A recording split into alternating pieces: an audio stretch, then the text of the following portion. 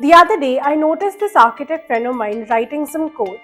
Now, initially, I thought that she picked up some kind of a side hustle, but turns out that they actually need her to do this at her architecture studio.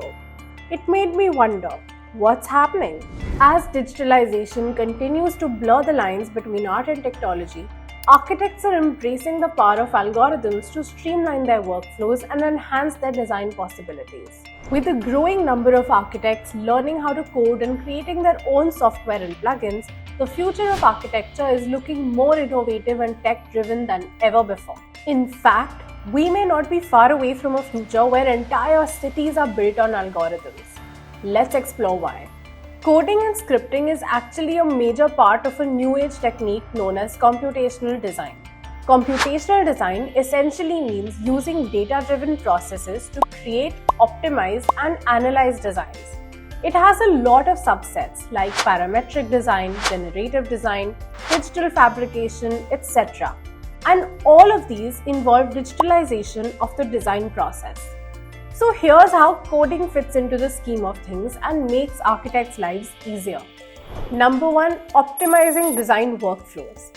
With the help of coding, architects and designers are able to set up automations for all the repetitive work. For example, you can actually input instructions into your computer for automatically creating schedules, generating floor plans, or even running simulations. This not only saves time but also reduces the chance of human error. A task that, if done manually, would have taken many days can be completed in just a few minutes with computational tools. Coding also lets architects create their own design tools and plugins for further streamlining their processes. And with the time that's freed up, architects can focus on more meaningful work like critical thinking and creative experimentation. Number 2, make numerous design iterations. Computational techniques like generative design and topology optimization allow architects to use algorithms for creating hundreds of design options in a matter of minutes. By defining specific parameters such as maximum daylight or minimum energy consumption, we can iterate multiple design solutions that are both functional and aesthetically pleasing. In using coding to generate and manipulate data in this manner, we can explore a wide range of design possibilities and optimize our designs to be more sustainable and cost-effective. Number 3, analyzing designs. Using algorithms, design analysis has become more refined than ever before.